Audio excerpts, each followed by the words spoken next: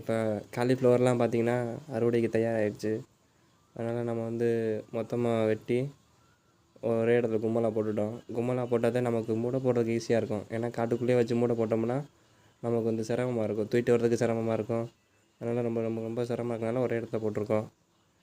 இப்போ பார்த்திங்கன்னா பெரிய சாக்கில் மூடை போடுறோம். ஏன்னா இதில் பார்த்திங்கன்னா ஒரு 100 பூ 90 பூ 90 பூ 100 பூ பிடிக்கும்.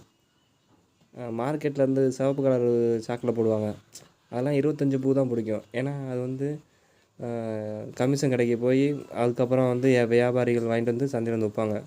ஒரு சாக்கில் 25 பூ தான் இருக்கும். இதில் வந்து நமக்கு 90 பூ 100 பூ இருக்கனால நம்ம டைரெக்டாக சந்தையில் போடுறதுனால நமக்கு இதுதான் ஈஸியாக இருக்கும். ஏன்னா வண்டியில் கொண்டு போகிறதுக்கும் இது ஈஸியாக இருக்கும்.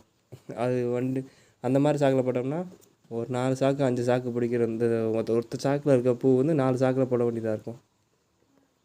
அதனால் நம்ம இது ஒரே சாக்கில் போட்டிருக்கோம்.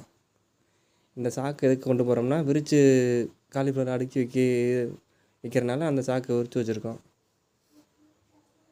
இப்போ சந்தைக்கு டைம் ஆகிடுச்சு. மூடை போட்டுட்டு வண்டியில் தூக்கி வச்சுட்டு ரெடி ஆகிட்டோம். ஏன்னா சந்தைக்கு சீக்கிரமாக போனால் தான் நமக்கு யாரும் வராத இடத்துல கேட்டு போட முடியும். இப்போ ரெகுலராக வரவங்க வந்து நம்மளை அங்கே போட விட மாட்டாங்க. ஏன்னா வியாபாரிகள்லாம் அவங்க ரெகுலராக போடுறவங்க.